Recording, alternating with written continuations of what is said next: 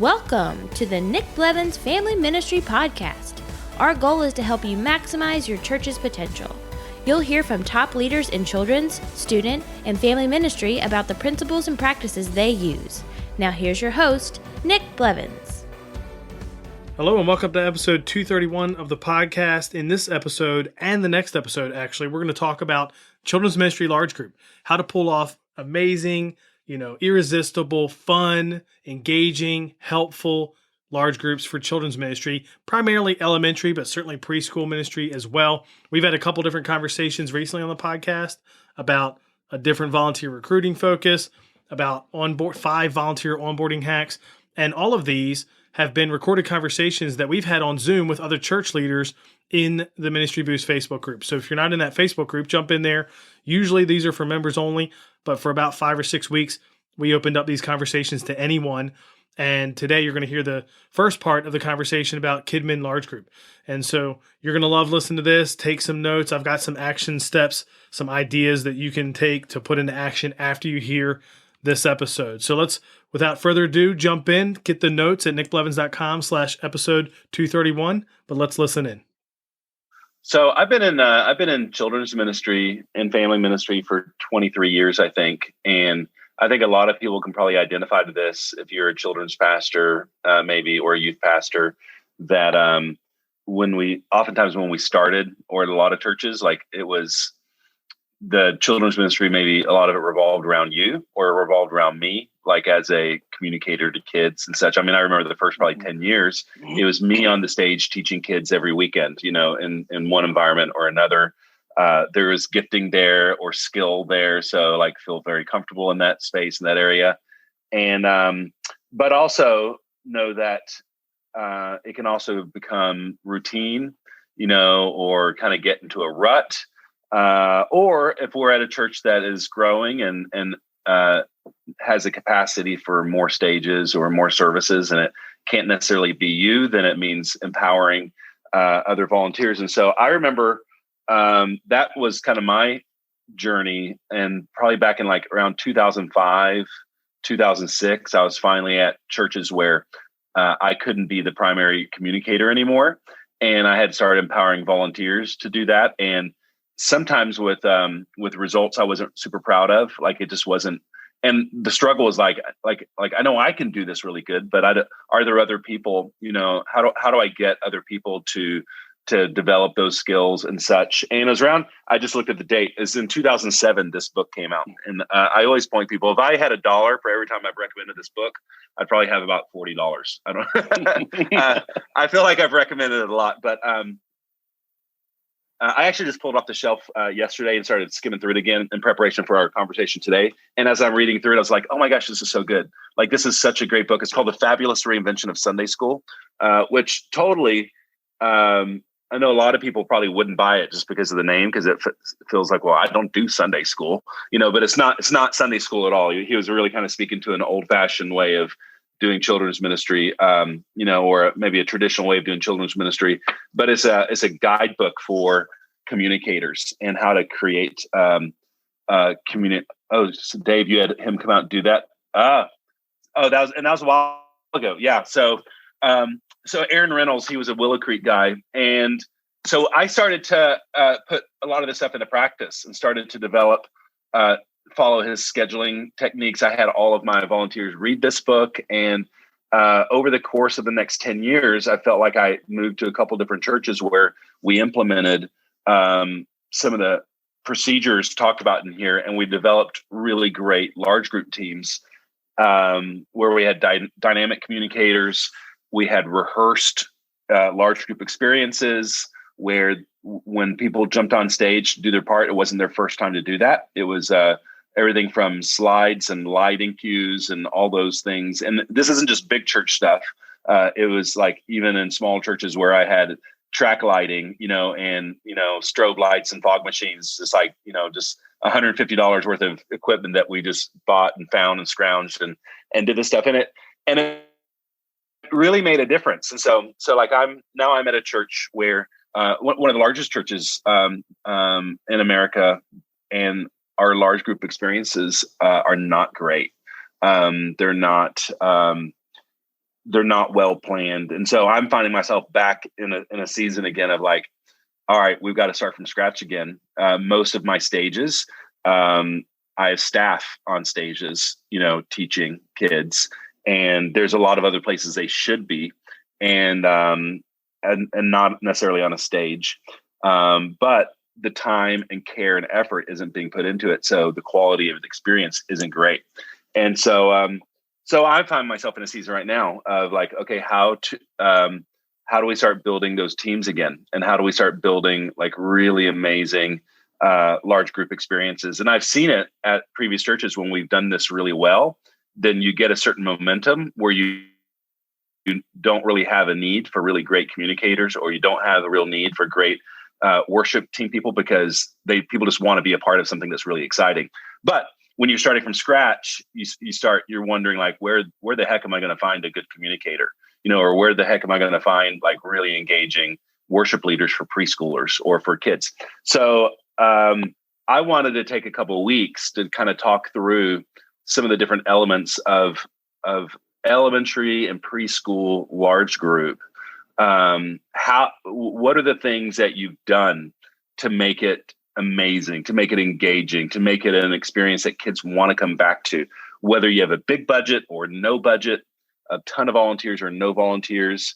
And so we invited a couple of people that we know that do this really well, that have led it really well. And so we wanted to have a couple conversations this week and next week, and then maybe even we're talking about in a month of doing a webinar where we get even a larger panel and have some experts kind of speak into best practices for creating killer large group experiences. So that's what this call is about today. This is what next week's going to be about as well. So it's going to be a conversation with some guest communicators who are going to kind of share some of their experiences. So I'm going to let Jared introduce our friends today, and kind of let them explain who they are, what they do, and then we'll just start the conversation.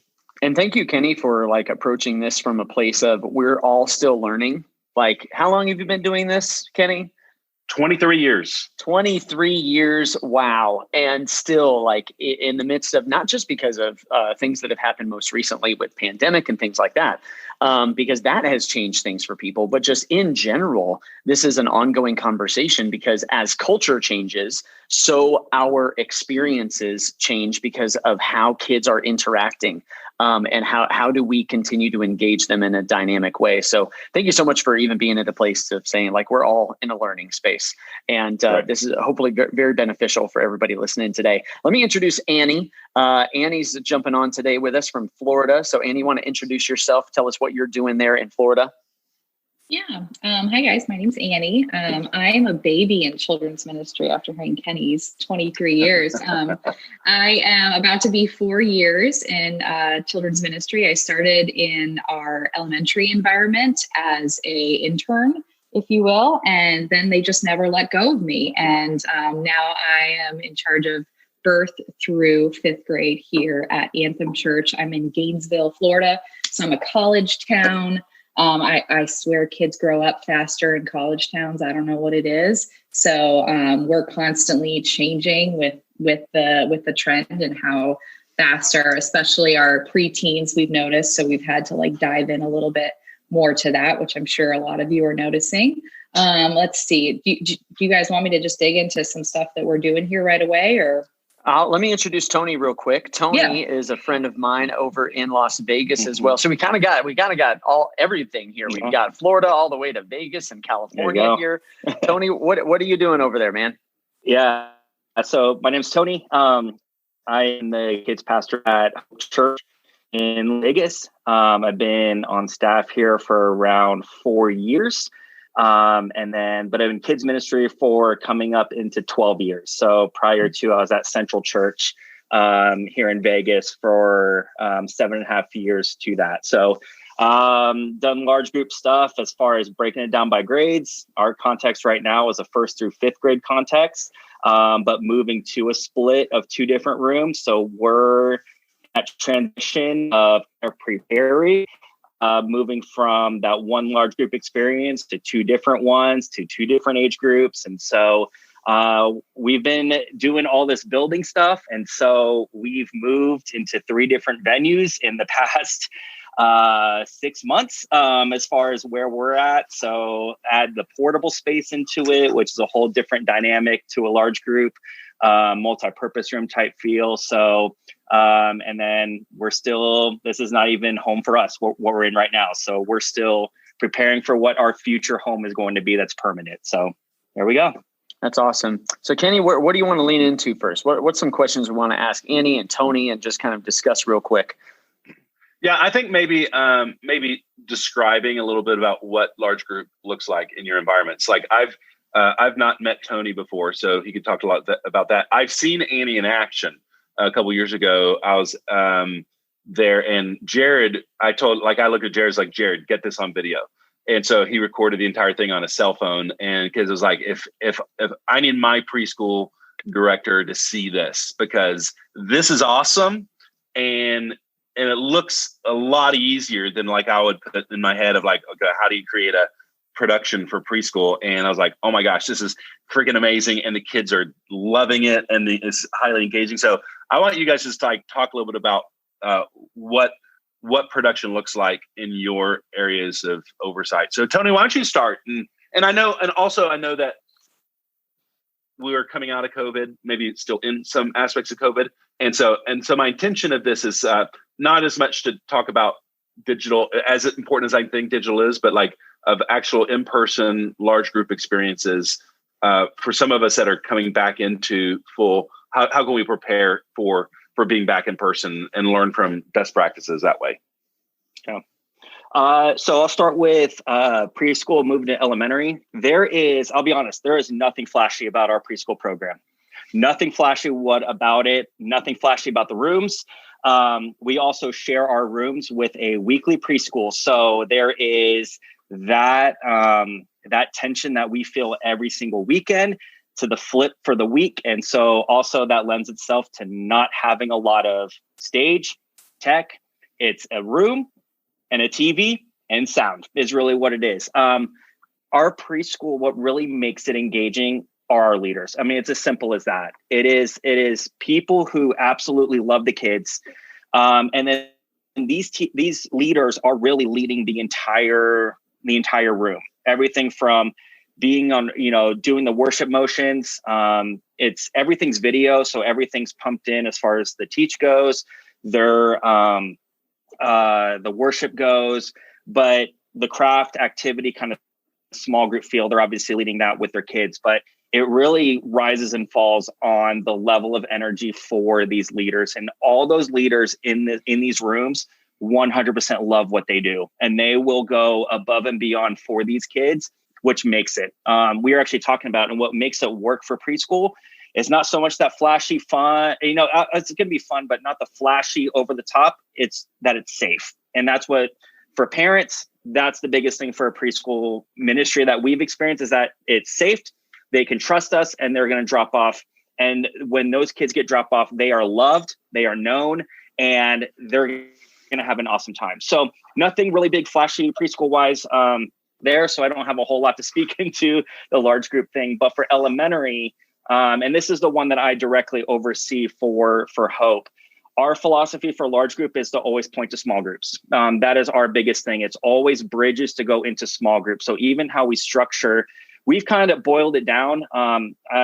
Before COVID, we tried to cram in all these things to do for large group. We felt like we had to do so many things to the point like we were running timers in the back to make sure everyone is on their cue and we're not going over, because we don't want to miss small groups. Coming back from COVID, we simplified it, and we basically boil it down to, we do a game, we do worship, and we do a teach. And like, that is as simple as that. For right now. So the way that our large group works is we have a game. We open up 15 minutes early from service. Because of COVID, normally we've had games out, and we had, the ping pong table and game boards and crayons, stuff like that. But we've been doing large group games. So we've had my associate on staff on stage leading a game that either connects into the lesson or, but more importantly, puts kids in the group and they are doing a game together. And these groups are kind of competing in games against one another. We're doing first grade versus second versus third versus fourth versus fifth.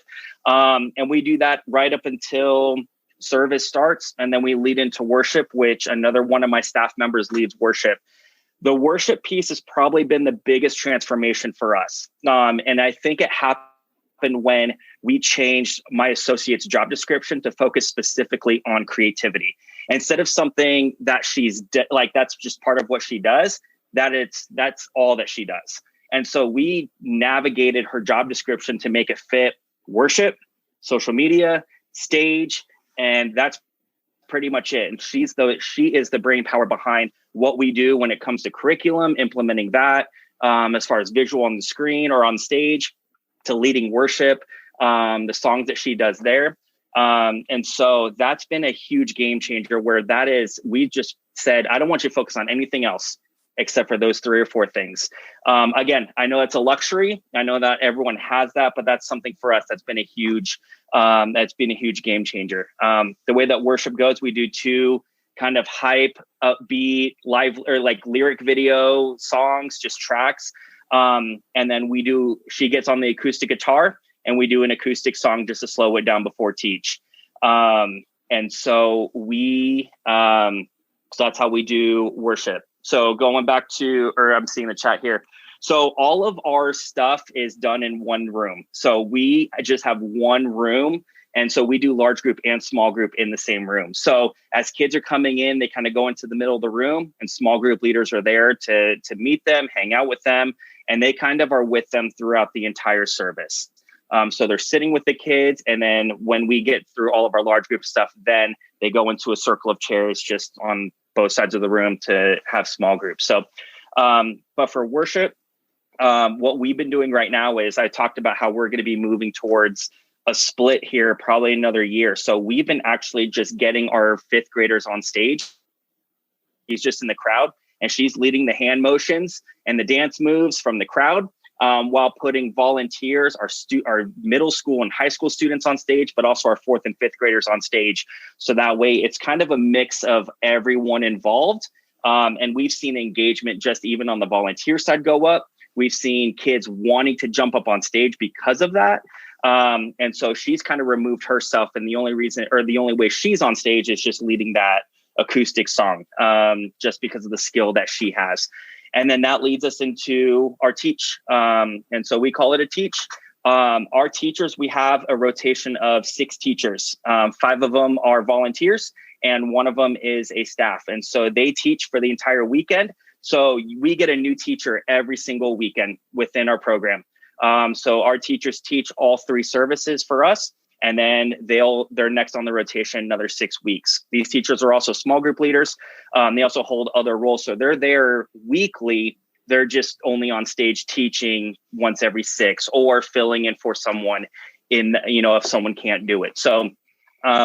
So our teachers are volunteers. I'm not one of those 6. And so I'll fill in for like a last minute schedule change, a last minute cancellation, which is not always fun in those times, but I'm there as a relief. So I'm not even on the teaching schedule for them. But the biggest thing is we've dialed it down and said 12 to 15 minutes teach, not even go into the big long ordeal. And then we want to set them up for small groups as much as possible. And then I know we're not talking small groups. And so that's how we end our service there. But we came out of COVID. Like, I just felt like we had this machine that we just tried to kept on feeding. And it was just gotten so big and so fast that we just dialed it back and said, let's have room for error in a sense. Let's have room for when things go long and we're not pushing that time. And we did that just by dialing it back and boiling it down, just those 3 things. So that's what our large group looks like. That's great. Tony, one of the greatest things that you mentioned in this, I believe, is just that you identified that you needed somebody to just think creatively. And that is one of the hardest things for us to do sometimes in ministry. Maybe if you're that creative person, that's all you ever want to do. And so it's really hard for you to do all the organizational pieces. But really successful children's ministries are really most of the time built on processes instead of the program. But we need both. We need both sides of it. We need both a program and a process. And so to be able to say I guess you're talking about Jasmine, but to say, Jasmine, I want you to just think creatively for us. That's huge. Everybody, every single one of our ministries needs somebody on our teams that can be somewhat of that voice, that can think creatively. And so I love that you did that. And I love that you identified that you needed that. Because it helps move us in a direction that we won't get if all we're worried about is here's the structure for the weekend and we do the same thing all the time. We both need this balance of predictability. The kids need to understand what's coming so that it's not chaotic and they can build trust and they understand what's happening, but unpredictability as well. You need things to be new and fresh and something that is going to keep them engaged and revitalize your volunteers and your teams. And so I love that. So thank you so much for sharing some of that. Kenny, you want to add anything into that or ask a quick question? Tony has gotten a couple quick questions in here. So thank you for answering those. And then we'll kind of kick it over to Annie as well. No, let's go ahead and go straight to Annie and hear her thing. And then we'll dive into some comparisons and some correlations and things like that. Cool. Well, I'm going to start right at the top. I can't do any of what I do on Sunday without our large group directors. So I have volunteer directors that are in Wombaland and in Upstreet, which Wombaland, we call it Wombaland, sorry guys. It's our birth through preschool environment, and Upstreet is our elementary environment. So kindergarten through 5th grade here in Florida. So I start with my directors.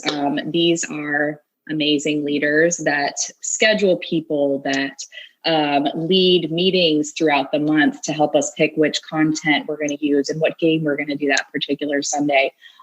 In our preschool environment,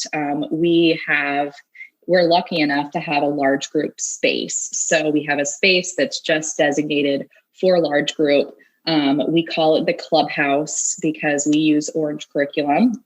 And so our kids get to go to the clubhouse when they have their lesson, and we actually separate them by age groups, and we call them animal names.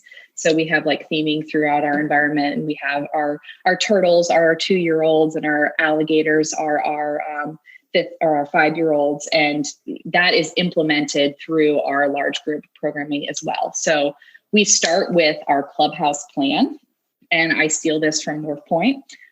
So North Point had created a clubhouse plan that's basically, think Dora and the Explorer. So when Dora's talking to Boots and his friends, she's telling them what's on the map, and they get to be involved with what's next. So we do the same thing with our preschoolers on Sunday mornings. They get to be involved with what's coming next. And there's like a little box that has a smiley face. And that is, they get to have fun. They get to do something fun. And so something that immediately involves them and makes them feel comfortable for some of them in a brand new environment. And then next we have where they're going to sing and dance. And so they have a little music note in a box. And then the last is they get to hear a Bible story from their friend, Ollie, which is just a little box with a Bible in it. It is so simple. And these kids eat it up because they get to watch after they do each thing in the clubhouse plan. They actually, we say, everybody take your checks out. And they do this little thing with their hand, and they actually get to check it off the clubhouse plan. And it's simple, pro presenter that's just like going to the next slide, and there's a little ding, and they get so excited. They're like, yay, we finished that. And so this changed our large group environment because I think we were trying to overcomplicate it. And what we realized is that preschoolers just need repetition, and they just need to feel like involved. And so this clubhouse plan completely changed our team. All my director does each month is she picks out 2 songs, and we keep the songs the same. We do the same 2 songs every month because the kids, we notice, go home singing these songs, and they come back singing these songs. And so you don't need to change the songs around all the time. And then the theme is always the same since we're using Orange curriculum, which is helpful. So again, they're repeating what they're learning that week or what they're learning that month for the entire month. And they're doing hand motions with it as well. And so our large group leaders, which typically what we do is we have 2 large group leaders, and one is always an adult. And then one is usually like a middle schooler or a high schooler, somebody that's closer in their age that they can relate to, that feels like they see their peer almost on stage as well. So that's also important. Let's see, what else is important for you guys to know about that?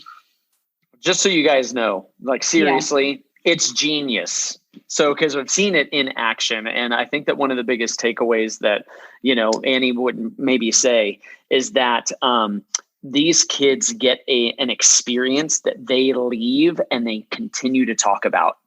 Okay. And that is one of the key things I think in preschool, is because they continue to want more of it. And I don't ever remember seeing a preschooler like this is huge. When we were there, seeing this in action, I think I maybe saw one preschooler need to use the restroom. Like, when does that ever happen? Okay. Like, these kids were so engaged in what was going on. They couldn't take their eyes off of it. They felt like they were going to miss something that was super important to them. And so they created that kind of experience. Annie, in regards to those teams, in regards to these people, how does that work in the context of your space when it comes to all of the different volunteers? Like, what are they doing? Are the volunteers just on the back wall, or are they involved in what's going on? Oh no. That's a great point, Jared. I'm glad you said that. So our volunteers are right in the middle of them. And actually, one of the great things that COVID brought to our large group was that we actually have given kids like little dots to stand on. And now we've went as far as like, okay, there's X's in there too. And that's where the leaders are going to sit. Because, we would have leaders that would be like, we would tell them, oh yeah, we want you to be like in the middle of your kids. But that wasn't enough. They needed to know, like, this is right where we want you. We have high schoolers and we have even some middle schoolers in certain grades, and they need to be told exactly where we want them to sit. So they're not just standing in the back and letting their preschoolers experience, they're experiencing it with them, and they're down on their knees, not towering over them. This is important. They are down on their knees at their level, doing the games, doing the worship. Pretty neat. So, favorite part of my Sunday is watching those preschoolers. Let me add this too, just so everyone has clarity too, is I got to spend a weekend at Athens at Anthem Church, and I know John Berkmeyer, who used to be the Next Gen pastor there, who's now the executive associate pastor, whatever you want to call him. But I've never seen a church that is as lean staff wise as Anthem Church as well. So and Annie, I could be wrong, but when you throw out the word directors, usually we always go to staff positions, but are your directors are volunteer. And so, so you've created one of the best preschool large group experiences I've ever seen in this volunteer run. And so, which I just wanted to say that, because sometimes sometimes the thing is like, well, I just don't have the staff to pull something like that off. But you guys do a really great job of that because of your volunteer culture as well. I found a retired preschool teacher, guys, if you're looking for a director. Oh, nice. That's really nice. Now, how does all of that, because you oversee elementary as well. So tell us how some of that translates into elementary, and what differences do you see there, and what things are working there?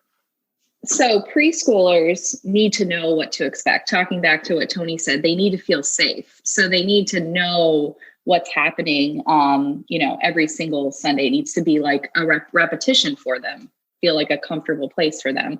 Now, in elementary, we've almost noticed the opposite. They need the unexpected. So we have something that we call, again, I have a volunteer director up there as well. And I also have what I call team leads up there as well. So I have a worship team lead.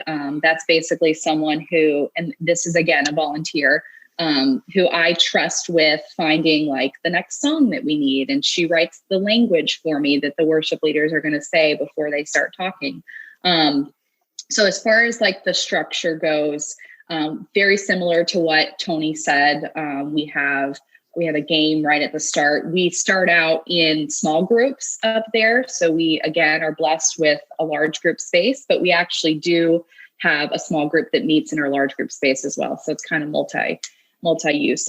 We have rehearsals before we do large group in both environments, actually. So we ask that our volunteers get there 45 minutes before the service starts. They're going to have a little pre-service huddle where they're going to kind of go through the flow of what the morning looks like. That is so important. That's something that, like, at first I didn't do. And I realized, like, oh no, everybody needs to be on the same page and get all the questions answered before they can have an effective rehearsal. And so they do that. Then they run through the motions. The most important, always our priority, is the story. So sometimes we even learned that if it's a complicated story that day, we might need to actually change rehearsal a little bit and start with the story, because the other things can be talked about, but the mechanics of a story can be more complicated. That's our teach time. Let's see. So they start out with their game. They just came out of an environment where they were just kind of hanging with their groups, doing maybe something like a small activity. They come into large group. We have like what we call hype music, like in the hallway. So like, the music starts pumping, and then the host, you can hear through the speakers in our hallway, and they're like calling for the groups, and they get to come in one group at a time, and they get to experience the start, which is we intro what we're talking about that month. So we use, again, orange for our elementary environment. And now something that I've noticed is some weeks are better than others with our orange scripts. And some weeks I just have to kind of throw out what the game is, or, maybe even what the intro is. It just isn't relatable necessarily for my whole group of kids. So I've got kindergarten through 5th grade, all in the same large group. They're playing a game. We change it up. So we have once a month what we call table readings. And the table readings is where we ask people to join us for essentially a table reading, which is we're going to look at the whole month that's coming. And we talk about all the different game options that we have. We throw out the ones we don't like. We keep the ones we do like. And then we brainstorm on how we can implement a different game if we need to. We're looking for things when we're doing this as well. We always want to have at least 2 all play games in a month, which means like every kid is involved. And then we want to have probably 2 that might be more of like maybe it's a small group leader actually that's playing the game that week. So they still feel involved. And we're always talking about how to make every kid in the room feel like they are involved in what's happening, even if they're not playing the game. So because that point is all about making them feel welcomed, making them feel a part of the group. And it's the first part of our funnel. So let's see. And then we kick it off to worship. So we have every week, because we're kind of pulling pieces from different scripts from Orange and kind of our own brain, we have like an outline that's for that day. And so the host has like what they're talking about, maybe a funny joke to throw in there. They have something that we found is very important, which is a transition question for our host and our person that's going to lead worship. So our worship leader. And it might have to do with what's going on that week. It might be like related to our theme. I'm trying to think what this past Sunday the question was. Sometimes it's like, we know something funny is going to happen during the story, so maybe we'll like give a teaser about it. But it's a question that the host asks the worship leader, and then the worship leader answers it. And then she's like, or he, I want to hear what you guys have to say. And so turn to the person next to you and ask them what their favorite candy is or something. That's just like another element. It also gives us time to get a little bit of the crazy jitters that might have happened during the game out, and like get everybody like focused and recentered and ready to dig into a song. So before COVID, we would do 2 songs. Since COVID, we have a smaller team, smaller bones. We are noticing that we have a little bit of shorter services from our adult SBD team. So we have actually chosen to only have 1 song. And what I've noticed is that these kids are actually more engaged in the one song than they were when we would do two songs. I don't know if that's just like because they really missed it. We changed recently our language, like how the worship leader talks to the kids at the beginning. Again, I said that I have a wonderful worship lead who's a volunteer that writes that language in there. It's very involved. It's very, we always piece whatever we're talking about in the song back to what the story is that they're learning. But we also teach all the kids like basically a hand motion of what they're about to do. And usually it has to do with something that's like relatable to them. So maybe it's like, this is a bad example, but a Fortnite move. Maybe there's a Fortnite move in the song, and that always gets like the boys are going to engage in it. Or maybe there's a part where we're like, hey, boys in the back, we really want to hear you for this part of the song. It's going to be where you're pumping your fists in the air, and we want to hear you say, hey, hey, hey, while you're doing it. And this past Sunday, we had every single one of our 4th and 5th grade boys, like a row of 12 of them, all pumping their fists. And I was like, what in the world? All we had to do was call them out and it worked. So that's worship for us. And then we head into our story time, which again, before COVID was a little different. We had a pretty great group of storytellers is what we called them. So communicators, if you will. And the student director at the time and I worked really hard to develop a lot of communicators within family ministries. And so we had like a development plan for them actually. So they kind of, they would be asked to like host on an upstreet team. And then let's see here, I've got a question. So they would, basically there would be steps to their development. And we got a lot of people in that way, and they would do 2 Sundays and then get in upstreet, which is our elementary environment. And then they would get some feedback on those 2 Sundays. And then they would do a Sunday in our middle school environment and they would get some feedback from that.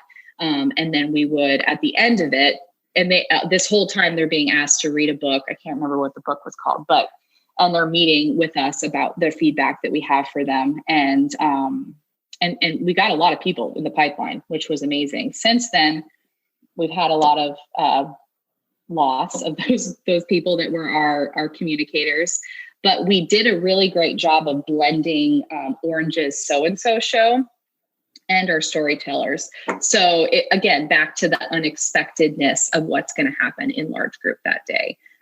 It wasn't the same. It was always changing. So since then, we have been playing pretty much solely our So-and-So show, except for we have separated talking to Tony about baby steps to get those groups separated from each other in large group. We separate our preteens, so our 4th and 5th graders, after worship back into their small group spaces.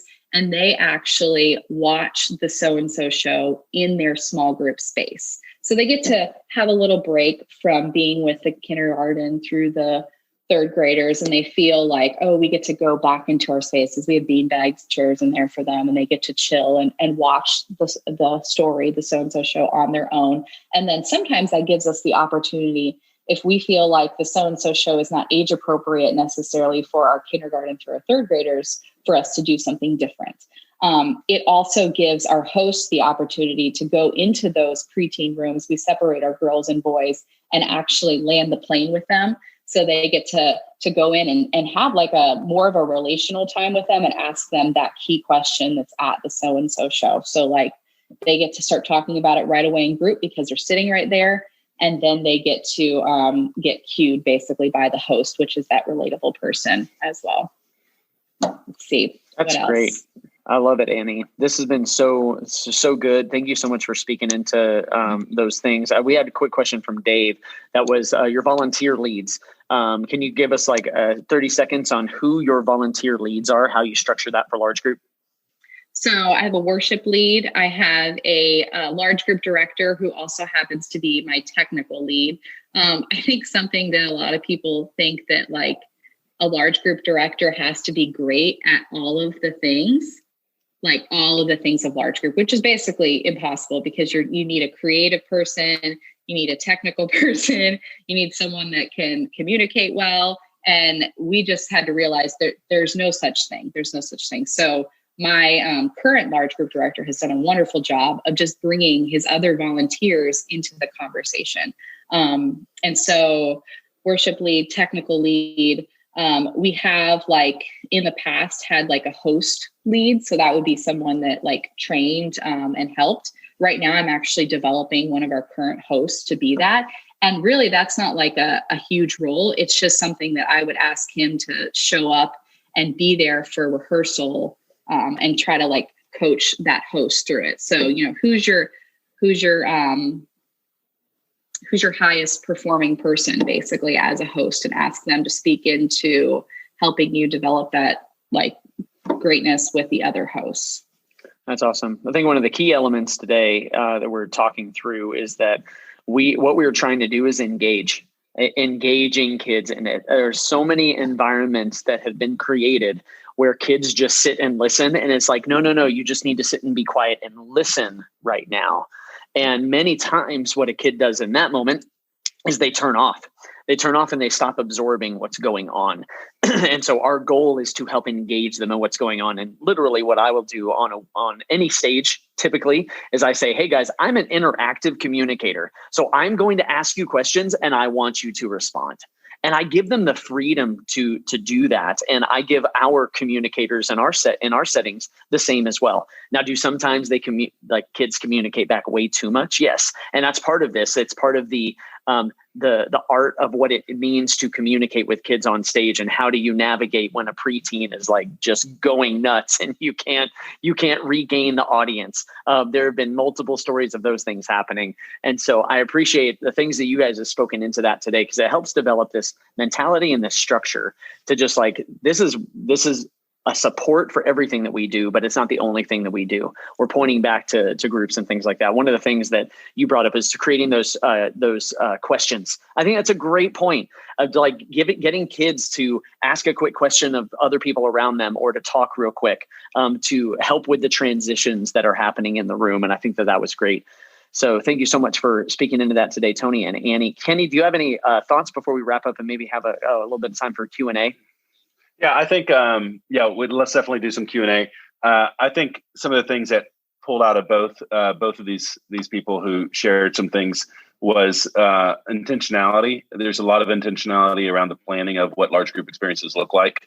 What Annie discussed about the table reads, kind of going through those things, the intentionality of like, we do 2 of these types of games a month, but other months. So it's like, it's kind of going through.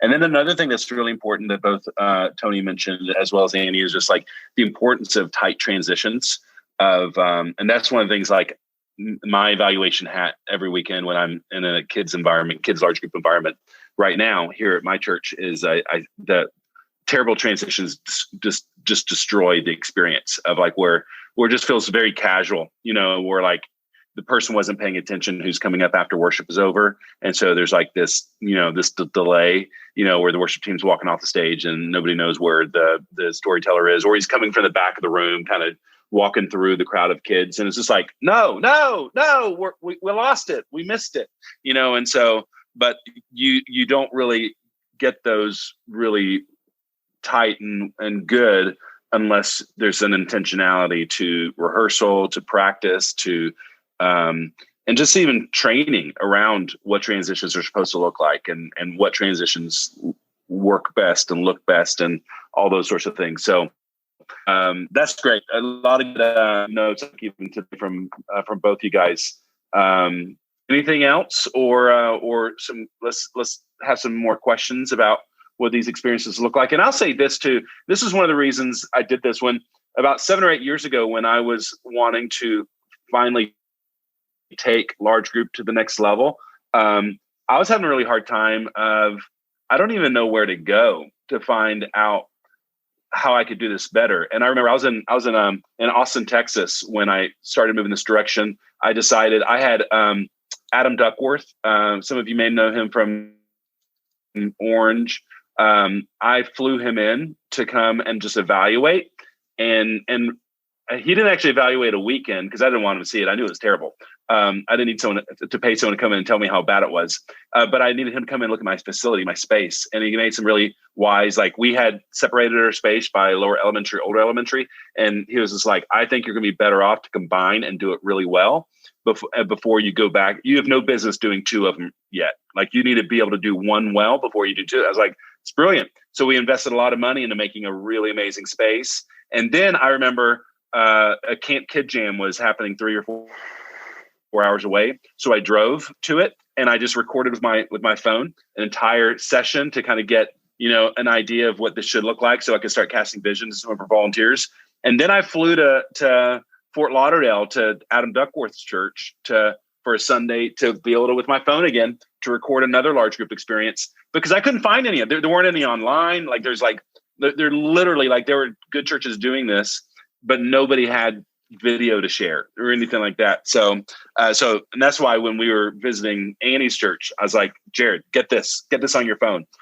Because I feel like when beginning this change in Austin, I had to sit down with this team and begin to kind of cast vision for what this could look like. And it was completely foreign, of like, you want us to do what? Like, how are we doing this? And they're asking me questions like, I don't know. I've never done it, but watch this video. Like, it's, I know we can do it. And so it was a lot of trial and error that way, but it was really inspiring. So, yeah, it's good. So, that's really good. Kenny, I think one of the things that Annie mentioned is like, you may be able to find that one person who is like the large group guru. Okay. Like that you can find them, but most of the time you're going to have to pay them to do what they do. and that's, we are not just called to hire people. We're called to equip the saints for the work of the ministry. We're called to help develop volunteers into those types of things. And so it's our privilege to be able to do that. And while, the small group does get the majority of our time, like being intentional about planning your large group can actually be of huge benefit to your small group. Yep. And speaking to Kenny, you said something about needing to visualize it. So because of last year, we did put our preschool environment online. So if you go to youtube.com, you can obviously .com. You can go to. Do you guys know what YouTube is? Okay. I feel like I'm talking to kids. Sorry, guys. You can go to Anthem Kids. That's Anthem, ANTHEM Kids. And I'll put this in here. But if you guys go back to, let's see, when's the last time we did a Clubhouse plan?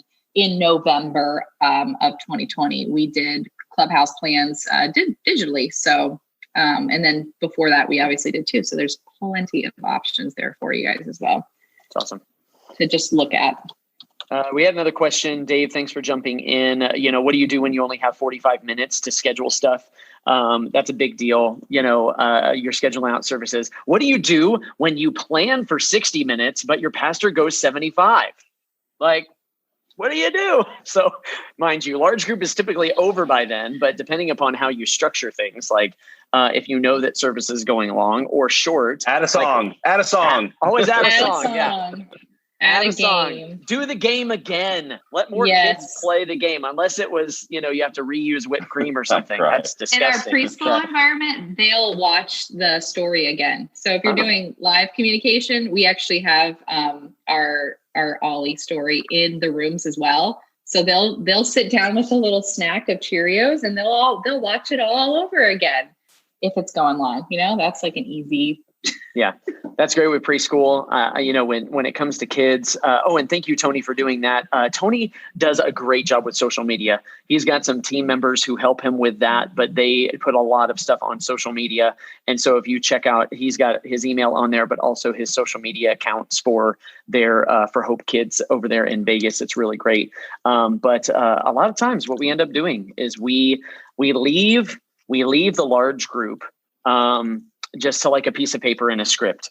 And it's just like, here you go, just do the large group. Mm-hmm. It's not as important. And, that's why we're doing some of these conversations, is because it can actually be a huge resource to our to our leaders because it helps set up the conversation. Some churches are going to do large group a little differently. Maybe they don't do large group because they have kids go into the main service for part of that and things like that. And maybe a large group is something that hasn't been, part of your conversation, part of your strategy yet. And so hopefully these conversations have spurred some ideas on what to do. Maybe it's a conversation with leadership to kind of talk about how a large group can be dynamic and can be engaging. But I would say this: don't do it alone. You need volunteers to own some of these things. And I bet there's tons of volunteers, tons of people who have not said yes to serving in this capacity yet because there are people on staff or that are doing it, or there's not a position for them. It's something that they would need to create. So find some of those unique people who you can let own some of those things and think creatively with you and for you. Well, I hope that was helpful to you. This is a conversation Kenny, Conley, and I have wanted to have, and we're probably going to do even more with this. So like I mentioned, this is part one. You're going to hear another part of the conversation next week on the podcast, or if you want to be part of it, join the Ministry Boost Facebook group. Look for that Zoom link. You can jump in there and be part of the conversation yourself. We're going to talk more nuts and bolts in the next conversation, but here are a few action items that I thought of coming out of that conversation. One, take a moment, not a moment, it's probably going to be a few hours, to intentionally plan your large group time. So don't go into it thinking, oh yeah, I'm going to do this, we got to do that thing, and what's that other thing, and oh, we'll figure it out, and here we go. And, it's just kind of like a last minute, reminds me of like camp. A lot of times camp for kids or even students, sometimes there's elements where it's like, did you put any thought into this before that happened? So do that. Maybe make a cue sheet, right? And some kind of a flow so that you know exactly what you're doing, when you're doing it.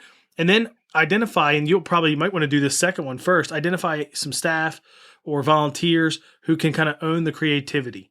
And again, these work together, but who can own the creativity, that part of it. Because there's kind of like that logistical part, they're going to be these elements. Got to get all that going, the audio, video, or whatever it might be, the technical stuff, the visuals, the sound. But then there's that creativity, that stuff that you can add, and hopefully it's not just you. So get some folks that can kind of own that, get one person that can own it, and maybe they can have a team with them. And then third, be intentional about tightening up the transitions. Maybe you'll create questions like they talked about to kind of bridge the gap from one thing to the next so that it's not awkward. That's one of the hardest parts of any production is nailing transitions, but it's one of the things that's noticed the most when it's not right. So spend some time on that. Make those transitions solid for your ministry. You can get all the links and notes at nickblevins.com/episode 231. Join the Facebook group, the Ministry Boost Facebook group, if you want to be part of the discussion next week. If not, you'll hear it right here. And so make sure you're subscribed so you don't miss that in every episode. And I'll catch you next time on the Family Ministry Podcast. Thanks for listening to the Nick Blevins Family Ministry Podcast. We hope this helps you maximize your church's potential. We would love to hear stories of how you apply what you've learned. You can do that by leaving a comment on iTunes or in the show notes at nickblevins.com.